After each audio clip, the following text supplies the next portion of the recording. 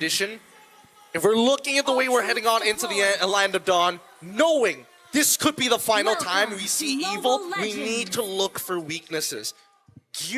Wait, Gear takes Aegis? Oh! Why? Why would he take Aegis? We're against an Esmeralda. There's even an Esmeralda on the other side. You didn't flick, you didn't purify, you go for Aegis. Like, even Sprint makes a lot of sense. Yeah. Oh. A lot of questions for Evil in the early stages of the game, but at least they're doing decent in mid. They're not losing lane. that for starters already doing better than game number 1. Yeah, and it's also Master Assassin. Cool. What? Master Assassin, Aegis, this What is he going for? a unique approach. Okay. But in the center, look at your boy. Maybe this is the Singaporean, MLBB surprise.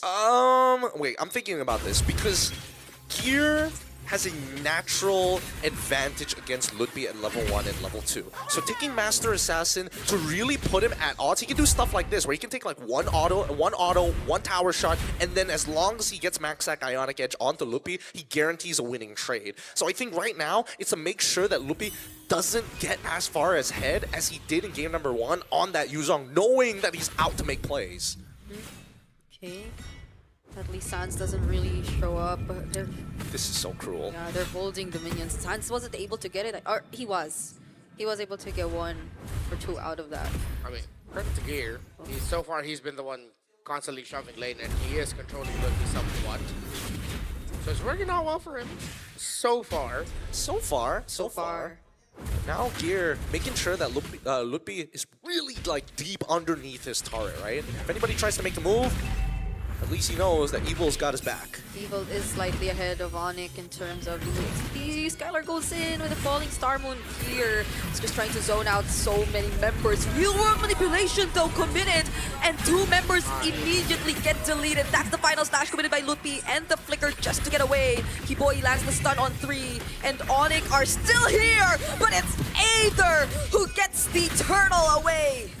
And now they take everything. This is where Kyrie... oh wait, actually Ludwig is a little too low. Same goes for Kiboy. They don't have enough HP to kind of maintain this, especially against Gear. But hey, Aegis, wow, you saw that Aegis go off. Wow, it protected him from so much damage, but he still died. That's crazy. It's like it's not a good spell. So really fast. And even Skylar benefited from it, even for just a little bit. I don't know, it just feels silly. It feels really, really silly to take Aegis, especially when you know that there's an Esmeralda on the other side anyways. Sure, you could be using it pretty decently for lane, but why not just take Sprint? Or why not just take, something real simple? I would honestly make an argument for Execute even to be better than this Aegis. Because he's the guy who can chase and just finish off kills if he wanted to. Exactly. Go play for Peel. Oh, and now Gear looks to be the target. There's a shortcut Oh, that's gonna be 2 committed seconds. on him. Aw. And immediately after that, they're going to resume and return to their individual lanes. Skylar gets the sense that there might be something up top Oh though. my god. So he will not try to defend any further. Okay. We'll just have to sacrifice the energy shield. Nice. I thought maybe Boy had his ult ready to go, but he used it down on the bottom side, which is why it kind of snowballed in this particular manner. This is a good response from Evil. Yeah. Yeah, they went map to map. They get their carry out of lane. Now they can instantly play S5, play 4 Ven. Was able to maximize the energy shield. They don't have to worry about the Esmeralda too much, even though it already has 2 kills. Has enchanted Talisman. They have their first item on their carry, and then they can just build from this point. Hopefully with rotating together, they don't forget that there are still gold cards that they can give to that carry for just a little bit more of a boost in the gold department. Yeah, beat him up, Gear. Beat him up ever so slowly. Punch him in his face. Riveting EXP gameplay. Wow, look at him let's go. watch this. Let's watch this. Okay. Wow. That actually hurt. I mean, he does. He genuinely can dive him underneath the turret, knowing that Ludwig just used his final slash. But now that wait, he missed out on 1 minute. You know what? Never mind. He doesn't need it. He's just gonna proxy the next wave, right? Ooh. Kiboy's just holding this. What is he doing? What is he doing? Are you proxying the wave? I want pick one. Decision Gear. Did not cut it. Now he will make it. To fairly goes to the mid. But then there is minion wave pushing down bot. Your face. I am losing it. I gotta do play-by-play. Hold on. Now that's Way of the Dragon, which doesn't connect. Evil will really get this objective once again, but Keyboy and the other members of Onic are actually gonna go for it. Gear is down, and not even the Aegis keeps him alive. Oh. Okay. All right. Despite all of that, the biggest loser in this is still Gear. He lost an entire wave, nearly lost his tier 1, joined the fight, used his Aegis, still died. It is not going well for Gear at this point, and Onic ID are taking full advantage that he doesn't have a Purify. The kick from Powerful off angle, but that ended up being a turtle for Evil and another kill maybe. Oh, Aether gets Barbiel. They're chasing after Skylar. That's 4 members onto him, and he cannot survive. Meanwhile, in the mid lane, Gear will not die for the 4th time. Yep. Yet. Not yet. Not until he has his Aegis, of course. Classic. The classics. But Skylar honestly got pretty close to actually escaping that. Had he just charged his Falling Star move just a little bit longer, I think he would have made it over the wall before Sayla was able to get his max stacks of Butterfly to lift him up. Still a very close game. It's Keyboy is being managed relatively well. Yeah. The gold lead has not ballooned to an insane amount. Evil has gotten the first 2 turtles. Fen still hasn't died yet. They got him out of lane quicker. They maximize the energy shielding up top with the carry. By all means, Evil can suddenly turn this around if Onic slip up. The thing is, it's a little bit more conditional of Onic actually messing up instead of Evil taking the charge here. But they do have the tools. Yeah. There is still a gap favoring the Yisun over the Leomord, though. The good thing is Leomord's that hero. He can just clean up. So how do you get to the point where the members of Onic are low enough for Leomord to clean up? Now that's the question. Yeah, I think a lot of it just has to come down to Powerful and Ven making the initial attack, killing the target that gets Way of the Dragon, and then having to deal with the RWM later. Because Aether, no matter what, has to come in from like either a flank angle or needs to just peel for his backline. Yeah. One or the other. He can't do both, unfortunately, but that's kind of up to Onic, because this is a really good case study of Evil playing the reactive draft and defensive draft, while Onic are the ones who are forced to make more plays. Yeah, it's Powerful and Ven who have to work together for now, especially if they find the right targets. But at this point, Onic ID, they're just showing themselves up, and it doesn't feel like they care. Powerful's already pretty low on this Cho, even before this turtle fight. Yeah, it looked like Onic were also trying to force the flicker out of him, but he decided to hold on to it, knowing that there's a lot of value with having the flicker on him. Free turtle for Onic as no more roamer means no more contention for Evil. Oh, okay. Again, I don't want to keep...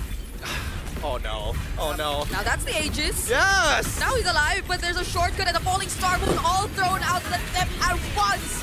The final /2 catching multiple members. They trade out gear for Lutpi, an EXP for an EXP lane, but Evil at least defend the mid, but will also have to give up Powerful. Okay, a 2-for-1 trade in favor of Onic. They now actually have a decent lead against Evil at this stage. Man, it's so sad. Even with the Aegis, could not sustain the raw damage being pumped out right now. And the fact that Aether is already 2 levels down on Kyrie, these neutral objectives are pretty much uncontestable. Well, Aether and Ven have not gone down yet. Even Sayla. The formation that Evil have been playing, it's sort of like a Singaporean Ube, just stick it together, play for your carry. Yeah. It's worked out well for them. The Crimson Beacon of Sayla has stopped Onic being overly aggressive. Another real world and final slash, bringing them right back into the real world manipulation. They get to finally take down that tier 1 in mid. Aether also using the Phantom Steed, but Onic are not gonna fight head on. What the heck, are we fighting or what? They need to make a couple of calls here, right? As much as they need to trade up, I think the one thing that Evil is really good at is identifying how much gold profit or loss they get from it. I think they have a very good sense of it, because now they know that Onic ID has a lead. Being able to fight back is a good thing, but if they don't get a guarantee, they need that 100% guarantee that they get that one guy. If not, it's just not worth the time. Lutpi goes in, but it's like everyone gets to dodge it. Powerful doesn't find the Way of the Dragon to answer back. Still waiting for the flicker to get back on that show. Sayla, Ven, Aether holding on to your life every engagement.